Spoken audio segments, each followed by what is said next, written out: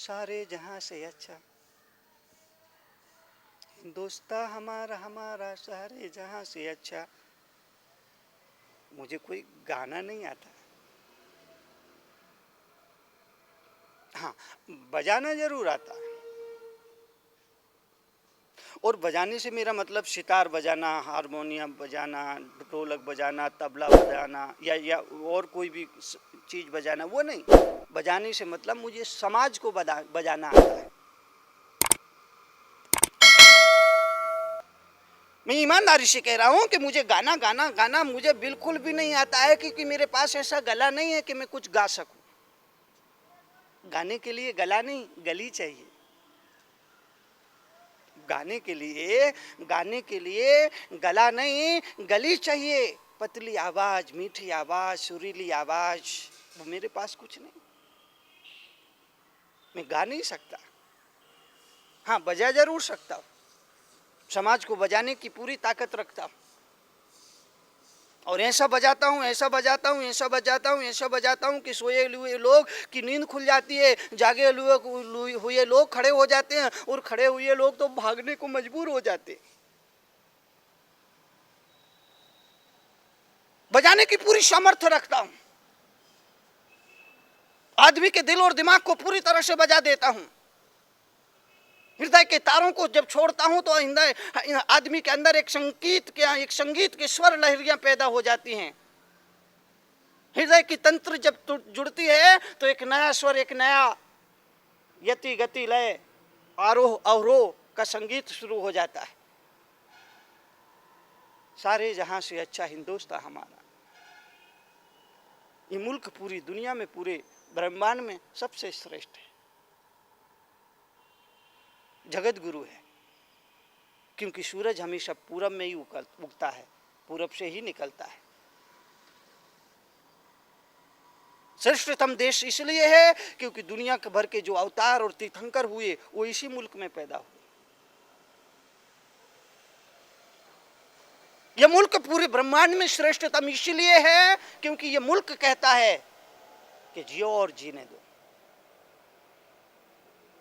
जहां विदेशी संस्कृति कहती है खाओ पियो मौज करो, रहो होटल में और मरो हॉस्पिटल में। जहां विदेशी संस्कृति कहती है, जहां विदेशी संस्कृति का संदेश है, जहां पश्चात जगत का संदेश है कि खाओ पियो मौज करो, रहो होटल में और मरो हॉस्पिटल में, वहीं भारतीय संस्कृति कहती है जियो और जीने दो। वहीं भारतीय संस्कृति कहती है कि जियो तो ऐसे जियो कि शांति से मर सको। जियो तो ऐसे जियो कि शांति से मर सको, और मरो तो ऐसे मरो कि मरकर भी लोगों के दिलों पर राज कर सको।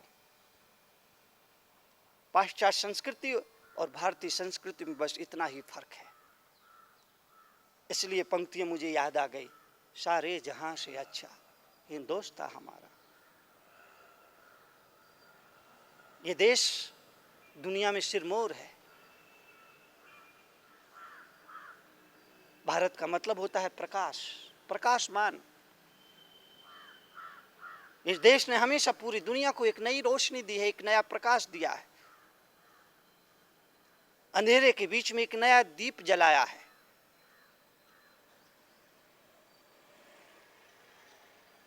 सारे जहां से अच्छा हिंदुस्तान हमारा। ये देश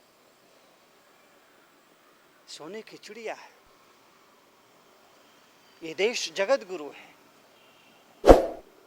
ऋषि मुनियों का देश है।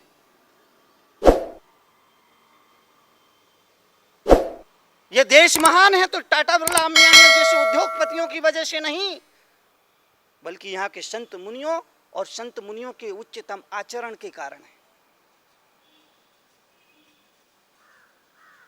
मैं बहुत साफ शब्दों में कहना चाहूंगा कि ये देश महान है तो यहाँ के टाटा बिरला अंबानी जैसे महान और बड़े उद्योगपतियों की वजह से नहीं है, बल्कि यहाँ के संत मुनि और उनके उच्चतम आचरण की वजह से ये देश महान है।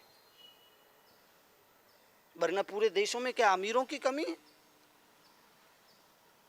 एक से बढ़कर के एक रईस है, 101 बढ़कर के अमीर हैं।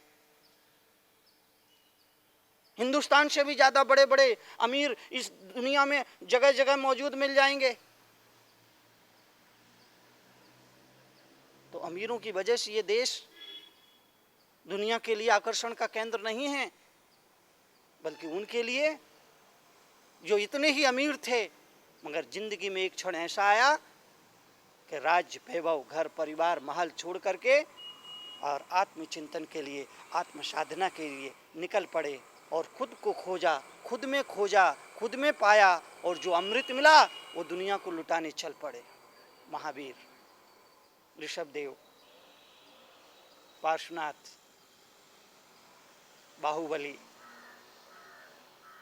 ये तीर्थंकरों की जो परंपरा है, ऋषभदेव से लेकर महावीर तक, जैन धर्म में 24 तीर्थंकर होते हैं। ऋषभदेव, जिनको आदिनाथ भी कहा जाता है, वो पहले तीर्थंकर थे। और ऋषभदेव का उल्लेख श्रीमद् भागवत में भी मिलता है। प्राग ऐतिहासिक पुरुष है, युग के आदि में हुए। ऋषभदेव ने ही इस दुनिया को असी मसी कृषि, शिल्प, कला, वाणिज्य का उपदेश दिया। वो युग पुरुष थे।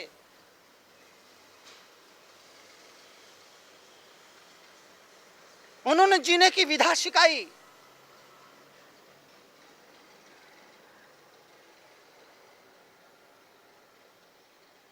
और जैन धर्म की शुरुआत ऋषभदेव से होती है। हम में से कुछ लोग इस भ्रम में है कि जैन धर्म महावीर से आया। नहीं, महावीर तो 24वें तीर्थंकर थे, उससे पहले 23 तीर्थंकर और हो चुके थे। जैन धर्म का इतिहास करोड़ों साल पहले से शुरू होता है, ऋषभदेव से शुरू होता है।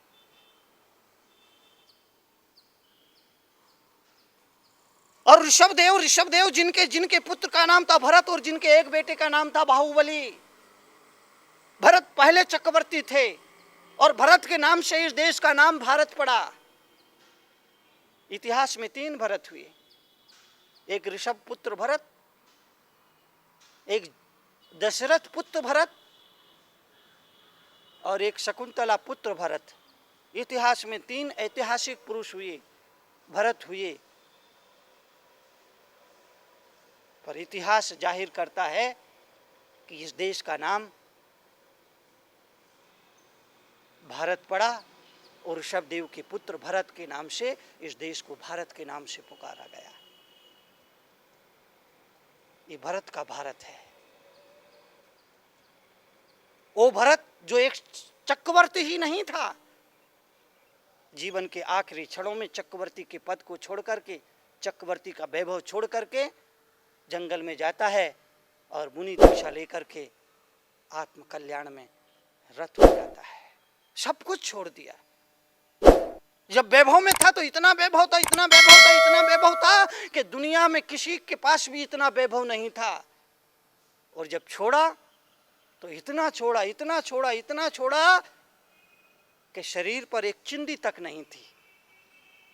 शरीर के वस्त्र भी छोड़ दिए। समाज की नग्नता को ढकने के लिए अपने शरीर के वस्त्र भी उतार फेंके और नग्न दिगंबर मुद्रा को धारण करके अपरिग्रह के सिद्धांत को जीवन में उतारा और साधना करके मोक्ष पाया।